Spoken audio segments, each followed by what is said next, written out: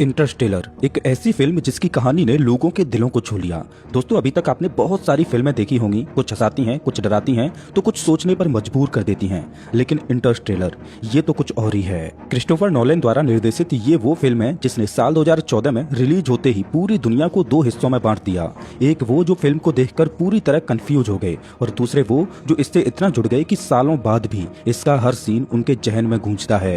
यूं तो Interstellar movie में हर जगह साइंस के वो कॉन्सेप्ट्स दिखाए गए हैं जो दिमाग को हिला देते हैं, लेकिन इसकी एंडिंग में जो क्लाइमैक्स है वो सच में दिमाग को चकरा देता है। या यूं कहूं कि बहुत से लोग इंटरस्टेलर की एंडिंग को लेकर आज तक कंफ्यूज हैं। ब्लैक होल के अंदर वो टेसरेक्ट जहां समय भी एक फिजिकल डायमेंशन की तरह दिखता है, मिलर्स प्लैनेट जहां पर गुजारा गया 1 घंटा पृथ्वी के 7 सालों के बराबर है। दोस्तों, आपने इंटरनेट पर बहुत सी वीडियो देखी होंगी जो इंटरस्टेलर मूवी को एक्सप्लेन करती हैं, लेकिन मैं आपको एक सच बात बताऊं, किसी भी वीडियो में इंटरस्टेलर के कॉन्सेप्ट्स को इतनी गहराई से एक्सप्लेन नहीं किया गया है जितनी गहराई से आज आप इस वीडियो में जानने वाले हो। दोस्तों, इंटरस्टेलर की कहानी शुरू होती है भविष्य में, लेकिन एक ऐसे भविष्य में जिसे देखकर डर लगता है, क्योंकि पृथ्वी अब इंसानों के रहने लायक नहीं बची। हवा में धूल उड़ रही है, बिना मास्क के सांस लेना मुश्किल है, खेत सूख चुके हैं, खाना कम होता जा रहा है, इंसानों की नस्ल अब विलुप्त होने की कगार पर है। साल दर साल फसलें खत्म होती जा रही हैं। गेहूं की फसल 7 साल पहले ही खत्म हो चुकी थी और अभी केवल मक्के की फसलें ही बची हुई हैं, लेकिन आने वाले सालों में जल्द ही वो भी खत्म होने वाली हैं। इस दुनिया में हमें मिलता है कूपर, जो कि एक होशियार इंजीनियर है और पूर्व नासा का पायलट है। लेकिन अब कूपर एक आम किसान बन चुका है, क्योंकि उसके पास खेती के अलावा अब कोई और विकल्प नहीं बचा है। लेकिन कूपर टेक्नोलॉजी का बहुत ही दीवाना है। लेकिन दोस्तों, इंटरस्टेलर को खास बनाता है कूपर का उसके बच्चों के प्रति रिश्ता, खासकर उसकी बेटी मर्फ से।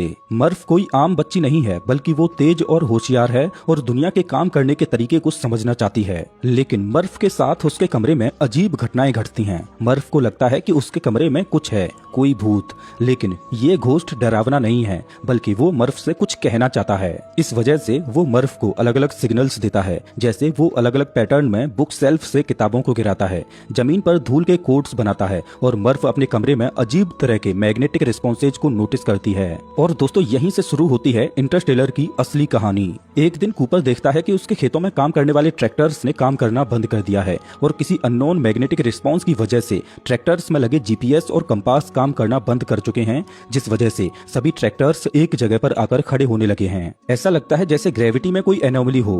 तभी अचानक कूपर को ऊपर वाले कमरे से कुछ गिरने की आवाज आती है, जो कि मर्फ का कमरा था। कूपर उस कमरे में जाता है तो देखता है कि किताबें अलग अलग पैटर्न में गिरी हुई हैं। मर्फ अपने पिता को बताती है कि ये उसी भूत का काम है, और जब भी बुक शेल्फ से किताबें गिरती हैं तो वो मोर्स कोड में किताबों के गिरने के पैटर्न को डिकोड करने की कोशिश करती है, ताकि ये जान पाए कि भूत आखिर क्या कहना चाह रहा है। कूपर को ये बात अजीब तो लगती है, लेकिन कूपर साइंस और टेक्नोलॉजी से जुड़ा इंसान है, इस वजह से वो भूतों को नहीं मानता। लेकिन मर्फ के कमरे में कुछ तो अजीब है, ये बात उसके जहन में जरूर आती है। दोस्तों, मोर्स कोड एक तरह का सिग्नल सिस्टम है जिसमें लेटर्स और नंबर्स को डॉट और डैशेज के कॉम्बिनेशन से लिखा जाता है। जैसे हम लिखने के लिए एबीसी यूज करते हैं, वैसे ही मोर्स कोड में हर एक अक्षर का अपना एक पैटर्न होता है। जैसे ए को मोर्स कोड में डॉट डैश लिखा जाएगा, बी को डैश डॉट डॉट डॉट लिखा जाएगा, और सी को डैश डॉट डैश डॉट लिखा जाएगा। दोस्तों, इस सिग्नल सिस्टम का इस्तेमाल पहले के समय में टेलीग्राफ, रेडियो कम्युनिकेशन और इमरजेंसी सिग्नल्स में होता था। जैसे जब कोई शिप समंदर में किसी मुश्किल में होती थी तो मोर्स कोड में एसओएस सिग्नल भेजती थी, जिसका मतलब होता है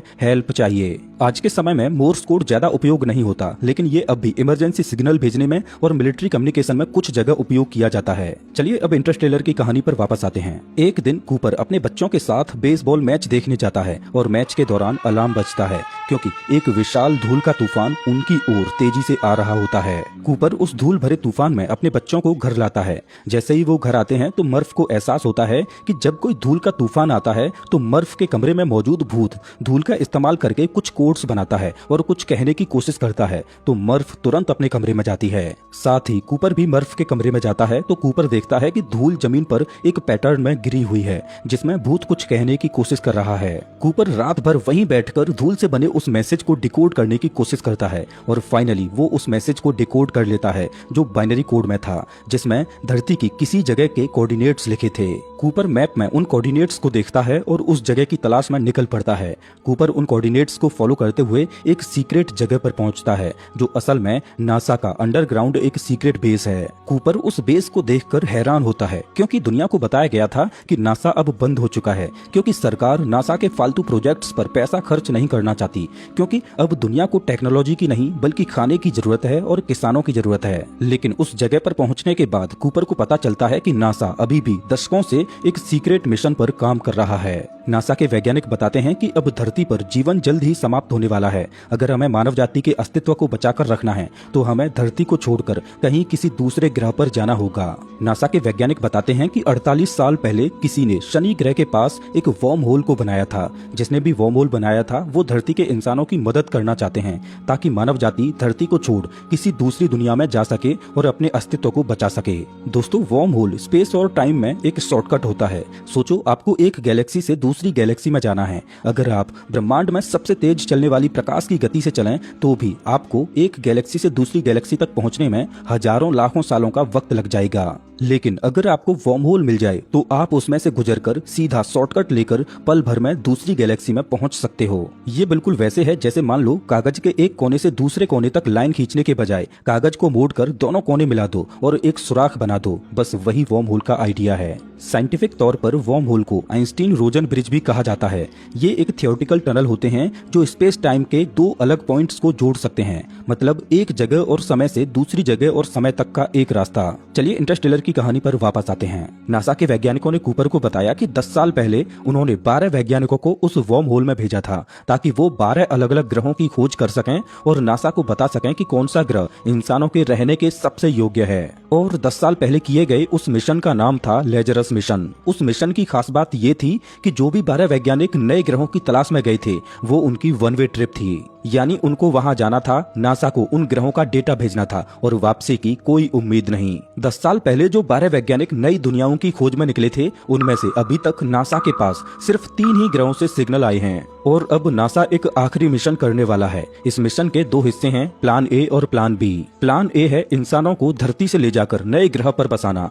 ये प्लान नासा के हेड प्रोफेसर ब्रांड ने बनाया था। इस प्लान का मेन आइडिया ये था कि अगर वर्म होल के उस पार कोई हैबिटेबल प्लैनेट मिल जाए तो धरती के सभी लोगों को वहां ले जाया जा सके। लेकिन इस प्लान में प्रॉब्लम ये थी कि बहुत सारे इंसानों को स्पेस में ले जाने के लिए बहुत सारा मास यानी वजन उठाना पड़ता, जो कि फिजिकली इम्पॉसिबल था। इसीलिए प्रोफेसर ब्रांड ने एक थ्योरी प्रपोज की कि अगर वो ग्रेविटी की इक्वेशन को सॉल्व कर लें, यानी ग्रेविटी को कंट्रोल करना सीख लें, तो वो धरती से लोगों और उनके शहरों को स्पेस में ले जा सकते हैं, जैसे एक जायंट स्पेस स्टेशन में। वही प्लान बी था इंसानों की एम्ब्रियोज के द्वारा नई सिविलाइजेशन बनाना। अगर प्लान ए फेल हो जाए तो प्लान बी एक बैकअप प्लान था। इस प्लान के अनुसार उन्हें करीब 5000 फर्टिलाइज्ड एग्स को एक हैबिटेबल प्लैनेट पर ले जाना था और उन्हें आर्टिफिशियली ग्रो करके एक नई ह्यूमन पॉपुलेशन शुरू करनी थी। यानी धरती के सारे लोग खत्म भी हो जाएं तो भी ह्यूमैनिटी खत्म नहीं होगी, क्योंकि उन फर्टिलाइज्ड एग्स से उस नए ग्रह पर नई मानव सभ्यता की शुरुआत की जा सकेगी। प्लान बी में मानव सभ्यता तो नए सिरे से एक नए ग्रह पर ह्यूमन रेस को आगे बढ़ा सकती है,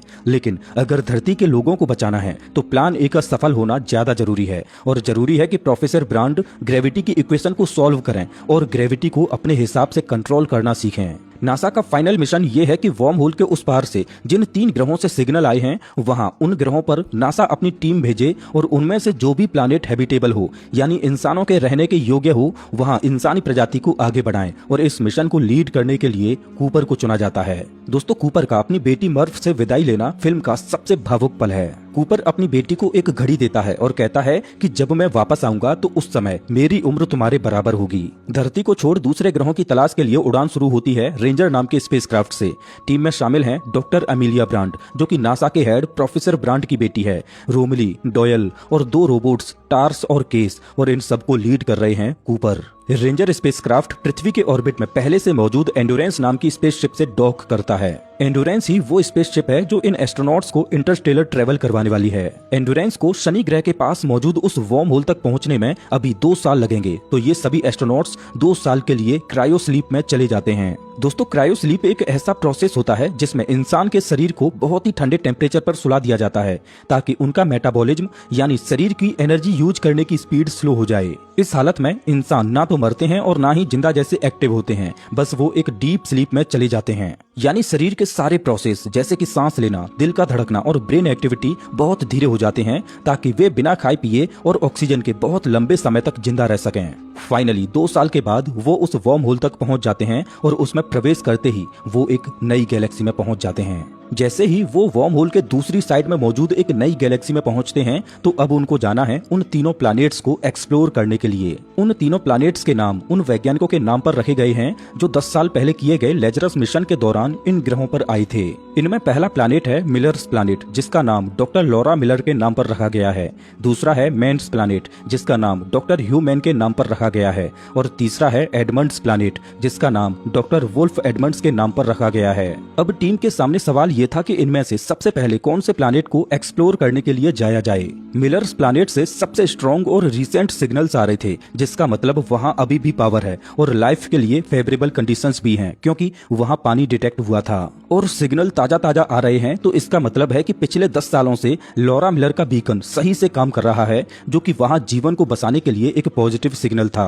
वहीं डॉक्टर मैन के प्लैनेट से जो सिग्नल आ रहे थे वो और ज्यादा पॉजिटिव और प्रॉमिसिंग दिख रहे थे। वहां ऑक्सीजन थी, सरफेस का टेम्परेचर इंसानों के रहने के लायक बिल्कुल सामान्य था और एटमॉस्फेयर का डेटा भी बिल्कुल पॉजिटिव था। मतलब डॉक्टर मैन के प्लैनेट का डेटा लॉरा मिलर के प्लैनेट से ज्यादा बेहतर लग रहा था। वहीं डॉक्टर वुल्फ एडमंड्स के प्लैनेट से आने वाला डेटा लॉरा मिलर और डॉक्टर मैन के प्लैनेट से ज्यादा कमजोर लग रहा था। और डॉक्टर एडमंड्स के प्लैनेट से जो लास्ट सिग्नल आया था वो 3 साल पहले आया था। वहीं लॉरा मिलर और डॉक्टर मैन के प्लैनेट से अभी भी सिग्नल आ रहे थे। वहीं अभी ये एस्ट्रोनॉट्स लॉरा मिलर के प्लैनेट के सबसे नजदीक थे और डॉक्टर मैन का प्लैनेट अभी भी बहुत दूर था, जहां पहुंचने में इनको महीनों लगेंगे, और डॉक्टर एडमंड्स का प्लैनेट तो उससे भी दूर था। अब प्रॉब्लम ये थी कि लॉरा मिलर का प्लैनेट गार्गेंचुआ ब्लैक होल के चक्कर काट रहा था। गार्गेंचुआ ब्लैक होल की स्ट्रॉन्ग ग्रेविटी की वजह से लॉरा मिलर के प्लैनेट पर समय पृथ्वी के मुकाबले बहुत धीमी रफ्तार से चल रहा था। मिलर प्लैनेट का समय इतना धीमे चल रहा था कि मिलर प्लैनेट पर बिताया गया 1 घंटा पृथ्वी पर बिताए गए 7 सालों के बराबर था।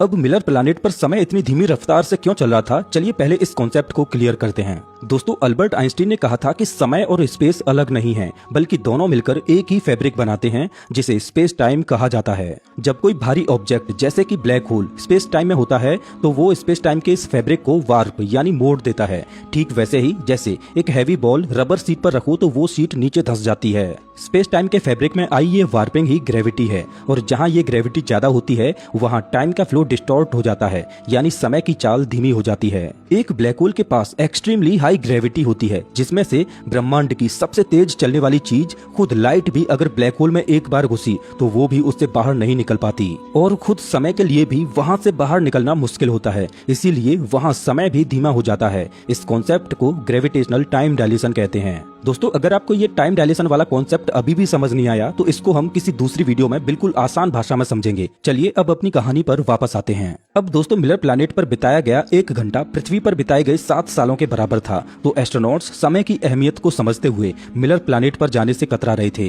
वो पहले डॉक्टर मैन के प्लैनेट पर जाना चाहते थे, लेकिन यहाँ परेशानी ये थी कि एंडोरेंस शिप में ज्यादा फ्यूल नहीं था। अगर वो डॉक्टर मैन के प्लैनेट पर पहले गए और बाई चांस डॉक्टर मैन का ग्रह इंसानों के रहने लायक नहीं हुआ तो उन्हें वापस मिलर प्लैनेट पर लौटना पड़ेगा, और एडमंड्स प्लैनेट का डेटा तो पहले से ही वीक था। तो शिप में मौजूद फ्यूल की कमी को देखते हुए उन्होंने मिलर प्लैनेट पर सबसे पहले जाने का फैसला किया। दोस्तों, इंटरस्टेलर मूवी में हर एक साइंटिफिक डिटेल को इतनी बारीकी से दिखाया गया है जो सच में माइंड ब्लोइंग है। वो पहले एंडोरेंस शिप को गार्गेंचुआ ब्लैक होल की ग्रेविटी के बाहर मिलर प्लैनेट के पैरेलल में लाते हैं, ठीक इस तरह से। आप इस एनिमेशन को ध्यान से देखो, ये है गार्गेंचुआ ब्लैक होल जिसकी ग्रेविटी का प्रभाव यहाँ तक है, और इसकी ग्रेविटी के क्षेत्र में मिलर प्लैनेट इस तरह से चक्कर लगा रहा है। अगर ये एस्ट्रोनॉट्स एंडोरेंस शिप को मिलर प्लैनेट के ऑर्बिट में ले जाएं, ठीक इस तरह से कि एंडोरेंस शिप मिलर प्लैनेट के चक्कर काटे, ठीक वैसे ही जैसे इंटरनेशनल स्पेस स्टेशन पृथ्वी के चक्कर काट रहा है और पृथ्वी सूर्य के, तो तो इससे होगा ये कि एंड्योरेंस शिप के लिए भी समय की रफ्तार धीमी हो जाएगी और जब एंड्योरेंस को मिलर प्लैनेट के ऑर्बिट से बाहर जाना होगा तो एंड्योरेंस को गार्गेंचुआ ब्लैक होल की ग्रेविटी से बाहर निकलने के लिए तेजी से बूस्टर्स को चलाना होगा, जिसमें बहुत ज्यादा फ्यूल खत्म हो जाएगा। और एंड्योरेंस में फ्यूल को बचाना था तो उन्होंने एंड्योरेंस को डायरेक्ट मिलर प्लैनेट के ऑर्बिट में ले जाने की बजाय गार्गेंचुआ ब्लैक होल के हायर ऑर्बिट में ही रखा, गार्गेंचुआ के ग्रेविटी फील्ड से दूर, जो मिलर प्लैनेट के पैरेलल में गार्गेंचुआ का चक्कर काट रही थी। प्लान ये था कि रोमली और रोबोट टार्स एंड्योरेंस शिप पर ही रहेंगे और कूपर, एमेलिया ब्रांड, डॉयल और रोबोट केस मिलर प्लैनेट पर रेंजर स्पेसक्राफ्ट से उतरेंगे और वहां से मिलर प्लैनेट का डेटा कलेक्ट करेंगे और इस प्लैनेट पर 10 साल पहले उतरी डॉक्टर लॉरा मिलर को वापस लेंगे और एंड्योरेंस शिप में वापस लौट आएंगे। और उन्होंने अनुमान लगाया कि इस पूरे काम को करने में उन्हें बस 1 घंटा लगेगा, जो पृथ्वी के 7 सालों के बराबर होगा। जब वो लोग मिलर प्लैनेट पर लैंड करते हैं तो उन्हें वहाँ डॉक्टर लॉरा मिलर के स्पेसक्राफ्ट का मलबा दिखता है। मलबे को देखने से ऐसा लग रहा था कि एंड्योरेंस टीम के यहाँ पहुँचने से कुछ ही घंटे पहले लॉरा मिलर का स्पेसक्राफ्ट क्रैश हुआ था और खुद लॉरा मिलर भी यहाँ कुछ ही घंटे पहले लैंड की थी और लैंड करते ही वो यहाँ मारी गयी और उनके बीकन ने क्रैश से जस्ट पहले ही सिग्नल भेजे थे जो अब डैमेज हो चुका है। लेकिन लॉरा मिलर के बीकन का सिग्नल गार्गेंचुआ ब्लैक होल के टाइम डायलेशन में फंस गया था, जिससे वो सिग्नल फ्रेश लग रहा था जबकि वो सालों पुराना सिग्नल था। कुछ समझ नहीं आया तो चलिए इसको आसान भाषा में समझते हैं। जैसा कि हम जानते हैं कि मिलर प्लैनेट का 1 घंटा पृथ्वी के 7 साल के बराबर था और लॉरा मिलर पृथ्वी के समय के हिसाब से 10 साल पहले मिलर प्लैनेट पर लैंड की थी और लॉरा मिलर के लैंड होने के करीब 1.5 घंटे बाद ही कूपर की टीम मिलर प्लैनेट पर पहुंच जाती है। लॉरा मिलर के बीकन के डैमेज होने से पहले जो सिग्नल उसने छोड़े थे वो बाहरी दुनिया की अपेक्षा स्लो मोशन में मिलर प्लैनेट से बाहर निकले थे, क्योंकि बाहरी दुनिया के लिए समय तेज चल रहा था और मिलर प्लैनेट पर समय धीमा चल रहा था। तो जब तक मिलर प्लैनेट से वो सिग्नल बाहरी दुनिया तक पहुंचे तब तक पृथ्वी के लिए 10 साल बीत चुके थे, लेकिन बाहरी दुनिया के लिए वो सिग्नल ताजे लग रहे थे जबकि वो सिग्नल सालों पुराने थे। बाहरी दुनिया को लग रहा था कि डॉक्टर लॉरा मिलर का बीकन अभी भी एक्टिव है, लेकिन वास्तव में वो बीकन सालों पहले ही डैमेज हो चुका था। एंड्योरेंस की टीम जब मिलर प्लैनेट पर उतरती है तो उन्हें लगता है कि इस ग्रह पर सब कुछ नॉर्मल है, लेकिन मिलर प्लैनेट की पूरी सतह पानी से ढकी हुई है। वो लोग लॉरा मिलर और उनके बीकन को ढूंढ ही रहे होते हैं कि तभी कूपर नोटिस करता है कि एक विशाल लहर उनकी ओर तेजी से आ रही है। वो रेंजर स्पेसक्राफ्ट से दूर थे और लहर उन्हें डुबोने के करीब थी। वो उस मेगा वेव से बचने का प्रयास करते हैं, लेकिन डॉयल उस लहर की चपेट में आकर मारा जाता है। उस लहर की वजह से प्रॉब्लम ये हुई थी कि रेंजर स्पेसक्राफ्ट के इंजन में पानी चला गया, जिस वजह से इंजन को चालू नहीं किया जा सकता था और अभी इंजन से पानी को बाहर निकलने में 1 घंटा और लगेगा। इसी तरह डॉक्टर लॉरा मिलर भी किसी लहर की चपेट में आई थी और यहाँ पर लैंड करते ही मारी गयी। जब तक वो मिलर प्लैनेट से बाहर निकल कर आते हैं तब तक 3 घंटे से ज्यादा का समय बीत जाता है और जब वो एंड्योरेंस शिप पर जाते हैं तो रोमली उन्हें बताता है कि वो उनका 23 साल 4 महीने से इंतजार कर रहा था और अब रोमली थोड़ा बूढ़ा भी दिखने लगा था, लेकिन कूपर और एमेलिया ब्रांड के लिए अभी महज 3 घंटे ही बीते थे। और इधर धरती पर मर्फ अब बड़ी हो चुकी है और वो नासा में एक साइंटिस्ट और फिजिसिस्ट बन गई है, बिल्कुल अपने पिता की तरह, और प्रोफेसर ब्रांड के साथ मिलकर उस ग्रेविटी की इक्वेशन को सॉल्व करने की कोशिश करती है जो प्लान ए यानी इंसानों को धरती से स्पेस में ले जाने के लिए जरूरी थी। अब चूंकि एंड्योरेंस पिछले 23 सालों से गार्गेंचुआ ब्लैक होल के ऑर्बिट में थी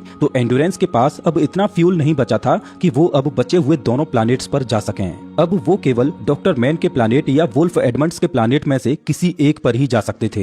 वैसे तो दोनों के भेजे गए डेटा से लग रहा था कि वहाँ जीवन को बसाया जा सकता है, लेकिन डॉक्टर मैन के प्लैनेट से अभी भी सिग्नल आ रहे हैं और उनका डेटा भी अच्छा लग रहा है, तो एंड्योरेंस की टीम अब डॉक्टर मैन के प्लैनेट पर जाने का फैसला करती है। एंड्योरेंस की टीम जब डॉक्टर मैन के प्लैनेट पर पहुंचती है तो वहाँ उन्हें डॉक्टर मैन क्रायो स्लीप में जिंदा मिलते हैं। पहले तो सब कुछ उम्मीद भरा लगता है। एंड्योरेंस की टीम डॉक्टर मैन के प्लैनेट पर बेस सेटअप करने की तैयारियों में जुट जाती है, लेकिन सच्चाई जल्द ही सामने आ जाती है। दरअसल डॉक्टर मैन ने जो डेटा भेजा था वो फर्जी था। उन्होंने झूठ बोला सिर्फ इसलिए क्योंकि उन्हें मरने से डर लगने लगा था।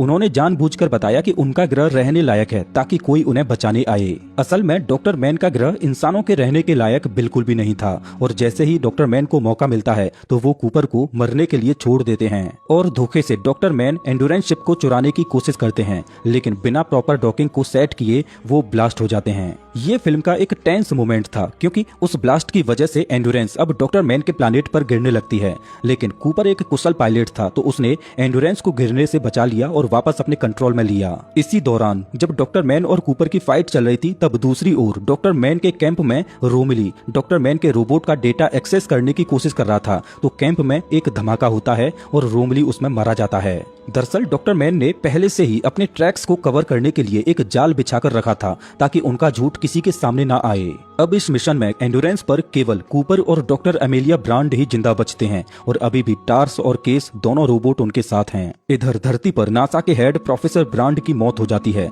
लेकिन मरने से पहले प्रोफेसर ब्रांड मर्फ को बताते हैं कि प्लान ए कभी भी सफल नहीं हो सकता, क्योंकि प्रोफेसर ब्रांड ने ग्रेविटी की वो इक्वेशन सालों पहले ही सॉल्व कर ली थी। उन्होंने सभी से झूठ बोला कि वो प्लान ए पर काम कर रहे हैं ताकि एंडोरेंस के क्रू का मोटिवेशन बना रहे। दरअसल प्रोफेसर ब्रांड को इक्वेशन को पूरा करने के लिए ब्लैक होल की सिंगुलरिटी का क्वांटम डेटा चाहिए था, लेकिन जैसा कि हम जानते हैं कि ब्लैक होल चीजों को अपने अंदर खा जाता है लेकिन कुछ भी बाहर नहीं भेजता, तो ऐसे में ब्लैक होल की सिंगुलरिटी का क्वांटम डेटा मिलना असंभव था। जब कूपर और अमेलिया को पता चलता है कि प्लान ए केवल दिखावा था, असल में वो लोग यहाँ प्लान बी को सफल बनाने के लिए आए थे। अब धरती के लोगों को नहीं बचाया जा सकता।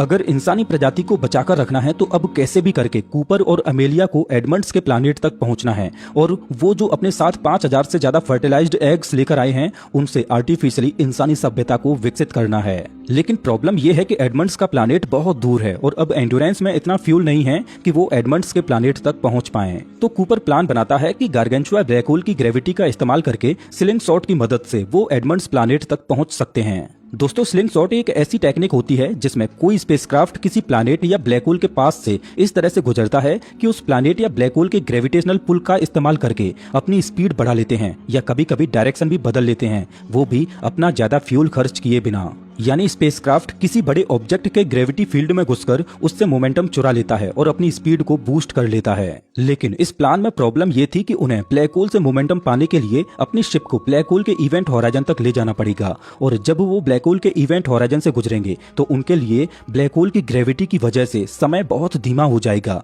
इतना धीमा कि उनके लिए कुछ ही पलों में पृथ्वी के 51 साल गुजर जाएंगे। खैर, अब टाइम डायलेशन की उन्हें कोई परवाह नहीं, क्योंकि अब वो जानते हैं कि पृथ्वी के लोगों को नहीं बचाया जा सकता। उनके पास अब सिर्फ एक ही विकल्प है कि बिना समय की परवाह किए एडमंड्स प्लैनेट तक जाना और प्लान बी को सफल बनाना। इधर धरती पर मर्फ को अभी भी भरोसा है कि वो ग्रेविटी की इक्वेशन को सॉल्व करके प्लान ए को सफल बना सकती है, बस उसे कैसे भी करके ब्लैक होल के अंदर का क्वांटम डेटा मिल जाए। उधर कूपर और अमेलिया एडमंड्स प्लैनेट की ओर निकल पड़ते हैं और ब्लैक होल के इवेंट होराइजन से होकर गुजरते हैं। दोस्तों, इवेंट होराइजन एक इनविजिबल बाउंड्री यानी एक अदृश्य सीमा होती है जो ब्लैक होल के आसपास होती है। ये वो लाइन होती है जिसके अंदर अगर कोई चीज चली गई तो वो कभी वापस नहीं आ सकती, ना प्रकाश, ना मैटर, ना कोई सिग्नल, कुछ भी नहीं। इस बाउंड्री को पार करते ही सब कुछ ब्लैक होल के अंदर की सिंगुलरिटी में गिर जाता है, इसीलिए इसे पॉइंट ऑफ नो रिटर्न भी बोला जाता है। मतलब अगर किसी ने इस इवेंट होराइजन को पार कर लिया तो वो हमेशा के लिए ब्लैक होल में समा जाएगा और कभी भी वापस नहीं लौट सकता।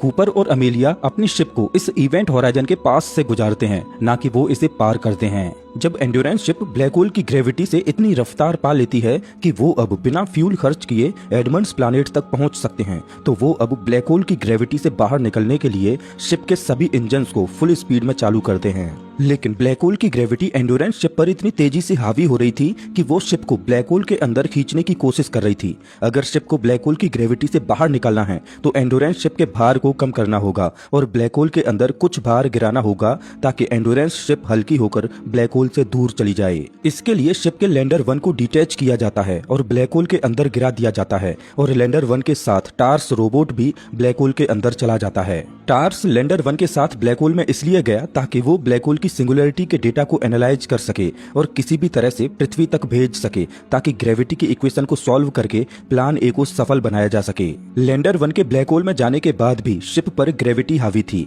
तो अब रेंजर 2 को भी डिटैच किया जाता है और ब्लैक होल में गिराया जाता है। रेंजर 2 में खुद कूपर बैठा था। वो जानता था कि अगर मानव सभ्यता को बचाना है तो अमेलिया ब्रांड का एडमंड्स प्लैनेट तक पहुंचना बहुत जरूरी है, और मानवता को बचाने के लिए कूपर खुद ब्लैक होल में कूद जाता है। अब एंड्योरेंस शिप ब्लैक होल की ग्रेविटी से बाहर निकल जाती है और एडमंड्स प्लैनेट की ओर बढ़ने लगती है। दोस्तों, आपके मन में एक सवाल आ सकता है कि स्पेसशिप का भार कम करने से भला स्पेसशिप ब्लैक होल की ग्रेविटी से कैसे बाहर निकली? तो यहाँ पर न्यूटन का तीसरा नियम काम करता है। न्यूटन का तीसरा नियम कहता है कि हर एक्शन के बदले इक्वल और अपोजिट रिएक्शन होता है। यानी अगर आप किसी ऑब्जेक्ट पर कोई फोर्स लगाते हो तो वो ऑब्जेक्ट भी उतना ही फोर्स उल्टी दिशा में आप पर लगाएगा। उदाहरण के लिए, जब कोई रॉकेट अपने इंजन से फ्यूल एग्जॉस्ट यानी गैस नीचे की तरफ फेंकता है तो वो एक्शन है, और उस गैस का उल्टा प्रेशर रॉकेट को ऊपर की तरफ धकेलता है, वो रिएक्शन है। यानी एक्शन में गैस नीचे गई तो रिएक्शन में रॉकेट ऊपर गया। ठीक इसी तरह से ब्लैक होल ने लैंडर 1 और रेंजर 2 को जितने फोर्स से अपनी ओर खींचा, ठीक उतना ही फोर्स लेकिन उल्टी दिशा में शिप पर लगा और शिप ब्लैक होल से दूर गई। और सिर्फ इतना सब करने में ही ग्रेविटेशनल टाइम डायलेशन की वजह से धरती पर 51 साल गुजर गए। जब कूपर अपने मॉड्यूल को डिटैच करता है और गार्गेंचुआ ब्लैक होल के पास पहुंचता है, तब वो इवेंट होराइजन यानी ब्लैक होल की बाउंड्री को क्रॉस कर देता है। उसके बाद वो टेक्निकली ब्लैक होल के अंदर होता है। अब नॉर्मली विज्ञान के हिसाब से इवेंट होराइजन के अंदर गिरते ही किसी भी चीज का एंड हो जाता है, क्योंकि सब कुछ सिंगुलरिटी यानी ब्लैक होल के सेंटर में क्रश हो जाता है। लेकिन मूवी में यहाँ पर इमेजिनेशन और एडवांस्ड फिजिक्स का कॉन्सेप्ट दिखाया जाता है।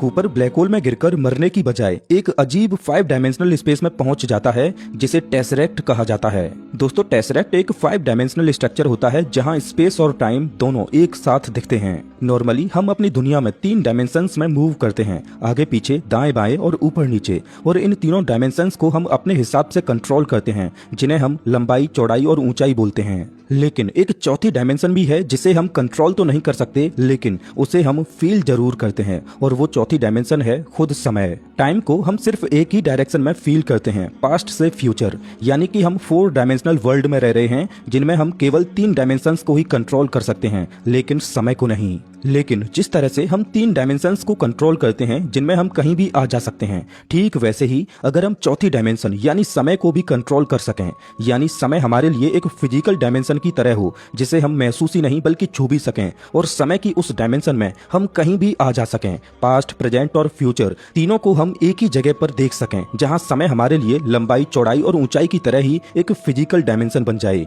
तो ऐसी दुनिया को हम 5 डायमेंशनल वर्ल्ड कहेंगे। कूपर ब्लैक होल में गिरने के बाद इसी तरह के एक 5 डायमेंशनल स्पेस में पहुंच जाता है, जहां वो समय को एक फिजिकल रूप में देखता है, जहां वो समय को छू भी सकता है। लेकिन मजे की बात यह थी कि कूपर उस टेसरेक्ट में समय के जिस फिजिकल रूप को देख रहा था वो सिर्फ एक ही जगह का था, कूपर की बेटी मर्फ का कमरा। यहाँ हर दिशा में मर्फ के कमरे के असंख्य वर्जन्स दिख रहे होते हैं। ये टाइम के इनफाइनाइट स्नैपशॉट्स थे, पास्ट, प्रेजेंट और फ्यूचर सब एक ही जगह पर एग्जिस्ट कर रहे होते हैं। कूपर इन लेयर्स के बीच मूव कर सकता है जैसे कोई समय के अंदर फिजिकली वॉक कर रहा हो। उसी वक्त रोबोट टार्स की आवाज आती है जो कूपर से पहले ब्लैक होल में गिरा था। टार्स कूपर से कहता है कि उन्होंने अपने 5वें डायमेंशन में हमें बचा लिया है। टार्स ब्लैक होल के अंदर का ग्रेविटी का क्वांटम डेटा कलेक्ट करता है। ये डेटा उसी ग्रेविटी की इक्वेशन को कंप्लीट करने के लिए चाहिए था जिसे सॉल्व करने का मर्फ की जिंदगी का एक गोल बन चुका था। टार्स कूपर से कहता है कि मैं उस डेटा को हर दिशा में ट्रांसमिट कर रहा हूँ, लेकिन यहाँ से कुछ भी बाहर नहीं जा रहा।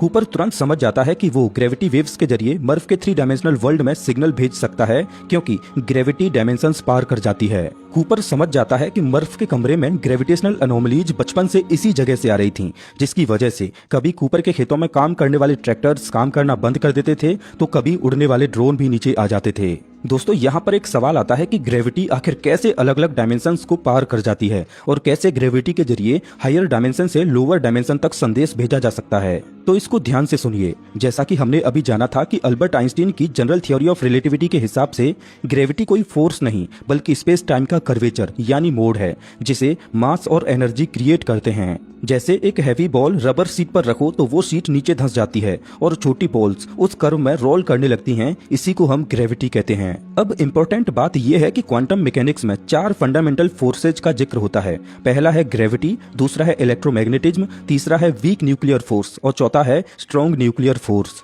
इनमें से केवल ग्रेविटी ही ऐसी है जो हायर डायमेंशंस में इंटरैक्ट कर सकती है। ये बात स्ट्रिंग थ्योरी में दी गई है। अल्बर्ट आइंस्टीन के स्पेस मॉड्यूल के हिसाब से अगर किसी रीजन में ग्रेविटी फील्ड बढ़ती है तो स्पेस टाइम थोड़ा कंप्रेस या एक्सपेंड होता है। स्पेस टाइम में आए ये रिपल्स ही ग्रेविटेशनल वेव्स कहलाते हैं। अगर कोई 5 डायमेंशनल दुनिया से स्पेस टाइम को कंट्रोल करे तो वो छोटे छोटे ग्रेविटेशनल फ्लक्चुएशंस क्रिएट कर सकता है जो 3 डायमेंशनल दुनिया में डिटेक्ट होती हैं। चलिए अब कहानी पर वापस आते हैं। कूपर बुक शेल्फ के ऑब्जेक्ट्स को मैनिपुलेट करना शुरू कर देता है। कूपर को सब कुछ क्लियर हो जाता है। अभी तक कूपर को लग रहा था कि उन्होंने यानी जिन्होंने वो वर्म होल बनाया था, जिन्होंने ये 5 डायमेंशनल टेसरेक्ट बनाया है, उन्होंने मानव जाति को बचाने के लिए कूपर को चुना था। लेकिन सच ये है कि उन्होंने कूपर को नहीं चुना था। कूपर तो खुद को यहाँ पर लेकर आया था। उन्होंने दुनिया को बचाने के लिए मर्फ को चुना था। इसीलिए इस पूरे टेसरेक्ट में सिर्फ मर्फ के बेडरूम के अनंत पल मौजूद हैं। कूपर ने खुद को यहाँ लाने के लिए नासा के कोऑर्डिनेट्स को बाइनरी कोड में सिग्नल भेजा। याद है ना शुरुआत का वो सीन जिसमें कूपर मर्फ के कमरे में रात भर बैठकर जमीन पर पड़ी धूल के पैटर्न को समझने की कोशिश कर रहा था, जो असल में नासा के कोऑर्डिनेट्स थे। वो कोऑर्डिनेट्स कूपर ने ही फ्यूचर से अपने पास्ट में भेजे थे ताकि वो खुद को यहाँ ला सके। याद है ना, यहाँ आने से पहले कूपर ने मर्फ को एक घड़ी दी थी, तो कूपर ने ब्लैक होल की सिंगुलरिटी के क्वांटम डेटा को मोर्स कोड में उस घड़ी की सेकंड वाली सुई में कोड कर दिया। जब ब्लैक होल के अंदर का क्वांटम डेटा उस घड़ी में कोड हो जाता है तो उसके बाद जिन्होंने उस टेसरेक्ट को बनाया था वो उस टेसरेक्ट को बंद कर देते हैं और कूपर को उस ब्लैक होल से बाहर निकालकर उसी वर्म होल के जरिए अपने सोलर सिस्टम में वापस भेज देते हैं। और जब उसकी आंखें खुलती हैं तो वो अपने आप को कूपर स्टेशन में पाता है जो शनि ग्रह के ऑर्बिट में घूम रहा था, और अब कूपर की उम्र 124 साल है। जब वो बाहर निकलता है तो देखता है कि नई पीढ़ी के इंसानों ने ग्रेविटी को कंट्रोल करना सीख लिया है और वो इसी तरह के बड़े बड़े स्पेस स्टेशन बनाकर शनि ग्रह के ऑर्बिट में रह रहे हैं। वो अपनी बेटी मर्फ से मिलता है। मर्फ अब बूढ़ी हो चुकी है लेकिन कूपर अभी भी वैसा ही है। मर्फ कूपर से कहती है कि अब आपको जाना होगा क्योंकि अब इंसानियत को आगे बढ़ाने की जिम्मेदारी नई पीढ़ी की है। कूपर मर्फ से विदा लेता है और फिर से अमेलिया ब्रांड को खोजने निकल पड़ता है। फिल्म के आखिर में दिखाया जाता है कि अमेलिया ब्रांड एडमंड्स प्लानेट पर प्लान बी पर काम कर रही है और एडमंड्स प्लानेट इंसानों के रहने के लायक है, और यहाँ पर इंटरस्टेलर मूवी खत्म हो जाती है। दोस्तों मुझे पता है कि आपके दिमाग में कुछ सवाल चल रहे हैं, लेकिन ये वीडियो अभी खत्म नहीं हुआ। कूपर ने जब ब्लैक होल के अंदर से सिंगुलरिटी का क्वांटम डेटा मर्फ की घड़ी में कोड किया था, उस समय मर्फ की उम्र लगभग 10 साल थी। मतलब प्रोफेसर ब्रांड के मरने से सालों पहले ही मर्फ के पास ब्लैक होल के अंदर का क्वांटम डेटा मौजूद था जो ग्रेविटी की इक्वेशन को सॉल्व करने के लिए जरूरी था। लेकिन उस समय मर्फ इतनी छोटी थी कि उसे खुद नहीं पता था कि उसके पास दुनिया को बचाने की अनमोल चाबी है। जब मर्फ बड़ी होती है और नासा में काम करती है तब वो एक बार अपने घर आती है। अब चूंकि वो घड़ी उसके पापा की आखिरी निशानी है तो उसके प्रति मर्फ का एक खास लगाव था। जब वो उस घड़ी को देखती है तो वो उसे देखते ही हैरान हो जाती है क्योंकि घड़ी की सुई फ्लक्चुएट कर रही थी। मर्फ को समझ आ जाता है कि बचपन में उसके कमरे में जो भूत था वो कोई और नहीं बल्कि खुद उसके पिता थे जो हायर डायमेंशन से मर्फ को सिग्नल दे रहे थे। मर्फ उस घड़ी के डेटा को डिकोड करती है और ग्रेविटी की इक्वेशन को सॉल्व कर लेती है और अब इंसान ग्रेविटी को अपने हिसाब से कंट्रोल कर सकते हैं। चलिए अब बढ़ते हैं उस सवाल की ओर जो इस मूवी को देखने के बाद हर एक के दिमाग में आता है कि वो कौन थे जो इंसानों की मदद कर रहे थे। किसने वो वर्म होल बनाया, किसने ब्लैक होल के अंदर वो टेसरेक्ट बनाया, किसने कूपर को बचाया। तो दोस्तों वो कोई और नहीं बल्कि खुद भविष्य के इंसान थे। हजारों साल बाद भविष्य में मानव सभ्यता इतनी आगे बढ़ जाती है कि वो 5th डायमेंशन को देख और कंट्रोल कर सकते हैं। उनके लिए पास्ट और फ्यूचर अलग अलग नहीं बल्कि एक साथ मौजूद स्पेस की तरह होते हैं। वो इंसान जिन्होंने अपनी सीमाओं को पार कर लिया है वो अब अपने पूर्वजों यानी 21वीं सदी के इंसानों की मदद करते हैं ताकि मानव जाति विलुप्त ना हो जाए। अगर आसान भाषा में कहूँ तो भविष्य के इंसानों ने मानव जाति को बचाने के लिए पास्ट के इंसानों की सहायता की। दोस्तों फिल्म में 2 टाइमलाइन चलती हैं, एक अतीत यानी हमारा समय जहां कूपर, मर्फ और नासा इंसानियत को बचाने की कोशिश कर रहे हैं, और दूसरी टाइमलाइन है हजारों साल आगे के भविष्य की जहां मानव सभ्यता इतनी विकसित हो चुकी है कि उसने समय और ग्रेविटी दोनों पर नियंत्रण पा लिया है। तो वो अब वर्म होल बनाकर, टेसरेक्ट बनाकर अतीत के लोगों की सहायता करते हैं। अब दोस्तों यहाँ पर एक सवाल आता है कि अतीत में जब मानव सभ्यता विलुप्त होने वाली है और अतीत के इंसानों के पास वो टेक्नोलॉजी नहीं है कि वो अपने आप को विलुप्त होने से बचा सकें, तो अतीत के इंसानों को विलुप्त हो जाना चाहिए था। और अगर अतीत के इंसान ही विलुप्त हो गए तो भला भविष्य के इंसान कहाँ से आए, क्योंकि मानव सभ्यता तो अतीत में ही विलुप्त हो चुकी थी। और जब मानव सभ्यता अतीत में ही विलुप्त हो चुकी है तो फिर भविष्य के इंसान उनकी मदद कैसे कर सकते हैं। तो दिमाग खोलकर इस सवाल का जवाब सुनिए, क्योंकि इस सवाल का जवाब एक विरोधाभास यानी पैराडॉक्स है जिसे बूटस्ट्रैप पैराडॉक्स कहते हैं। दोस्तों बूटस्ट्रैप टाइम ट्रेवल का एक ऐसा पैराडॉक्स है जिसमें कोई चीज या जानकारी का असल ओरिजिन ही खत्म हो जाता है। मतलब वो चीज ना पास्ट में बनी ना फ्यूचर में, लेकिन फिर भी उस चीज का अस्तित्व बना रहता है। बूटस्ट्रैप पैराडॉक्स में समय एक लूप में चलता है जिसमें किसी भी घटना का कोई ओरिजिन नहीं होता। चलिए इसे आसान भाषा में समझते हैं। जैसा कि हम जानते हैं कि समय एक सीधी रेखा में पास्ट से प्रेजेंट और प्रेजेंट से फ्यूचर की ओर चलता है। धीरे धीरे फ्यूचर की सारी घटनाएं प्रेजेंट से होते हुए पास्ट में बदलती जाती हैं। तो समय की इस चाल को हम एरो ऑफ टाइम भी बोलते हैं, जिसमें समय हमेशा एक ही दिशा में भविष्य की ओर बढ़ता रहता है। लेकिन क्या हो अगर पास्ट और फ्यूचर दोनों एक ही हों, मतलब फ्यूचर पास्ट बन जाए और पास्ट फ्यूचर बन जाए, तो इस केस में समय सीधी रेखा में चलने की बजाय एक लूप में घूमता रहेगा, जहाँ किसी भी घटना घटना के घटने का ओरिजिन ही खत्म हो जाएगा। अभी भी समझ नहीं आया तो चलिए इसको एक एग्जांपल से समझते हैं। मान लो भविष्य में साल 2050 में आपने एक टाइम मशीन बनाई। अब आप उस टाइम मशीन से समय के किसी भी दौर में टाइम ट्रेवल कर सकते हो। तो आप साल 2050 से टाइम ट्रेवल करके साल 2020 में पहुंच जाते हो, जहां आपके साल 2020 वाले वर्जन से मुलाकात होती है। आपका 2050 का वर्जन आपके 2020 के वर्जन को टाइम मशीन बनाना सिखा देता है और अब आपका 2020 का वर्जन भी टाइम मशीन बना लेता है। अब यहाँ पर एक सवाल आता है कि असल में टाइम मशीन के बनने का ओरिजिन क्या है? क्या टाइम मशीन का आविष्कार साल 2050 में हुआ था या साल 2020 में हुआ था? अगर आप कहोगे कि टाइम मशीन का आविष्कार तो साल 2050 में हुआ था, तो आप इसे टाइम लाइन पर देखिए। साल 2050 अभी आने वाला है और आप साल 2020 में पहले ही टाइम मशीन बना चुके हो। अभी आप प्रेजेंट में हो और पास्ट में 2020 में आपने टाइम मशीन का आविष्कार कर लिया है। क्योंकि समय का एरो पास्ट से फ्यूचर की ओर जा रहा है और समय की इस टाइमलाइन पर टाइम मशीन का आविष्कार साल 2020 में ही हो चुका है। कुछ समझ आ रहा है ना कि मैं क्या कहना चाह रहा हूँ? देखिए, यही बूटस्ट्रैप पैराडॉक्स है, जहाँ फ्यूचर पास्ट बन जाता है और पास्ट फ्यूचर बन जाता है, जहाँ किसी भी घटना के घटने का कोई ओरिजिन नहीं होता। क्योंकि इस पैराडॉक्स में समय एक लूप में चलता है, पास्ट से फ्यूचर और फ्यूचर से पास्ट। इस पैराडॉक्स में कोई भी घटना खुद ही अपनी वजह बन जाती है। भविष्य अतीत को बनाता है और अतीत भविष्य को बनाता है। चलिए अब देखते हैं कि इंटरस्टेलर मूवी में समय का ये लूप कैसे बना। मर्फ को ब्लैक होल से डेटा मिलता है। उस डेटा की मदद से वो ग्रेविटी की इक्वेशन सुलझाती है और मानवता बच जाती है और वो लोग धरती को छोड़कर नई कॉलोनियों में बस जाते हैं। यही मानव सभ्यता हजारों साल बाद विकसित होकर फिफ्थ डायमेंशनल बीइंग्स बन जाती है। फिर वो यानी भविष्य के इंसान समय में पीछे जाकर कूपर को टेसरैक्ट में भेजते हैं ताकि वो मर्फ को डेटा भेज सके और इसी तरह से वो लूप पूरा हो जाता है। यानी भविष्य के इंसान मौजूद हैं क्योंकि अतीत के इंसान कूपर और मर्फ ने वो कदम उठाए जिनसे मानवता बची, और अतीत के इंसान वो कदम उठा पाए क्योंकि भविष्य के इंसानों ने उनकी मदद की। यह एक सेल्फ क्रिएटेड साइकिल है जहां अतीत और भविष्य दोनों एक दूसरे को जन्म देते हैं। अब इस चीज को समझने में आपको कंफ्यूजन इसलिए हो रही है क्योंकि आप समय को सीधी रेखा में देख रहे हो। एक बार आप समय को लूप में इमेजिन करो तो आप खुद समझ जाओगे।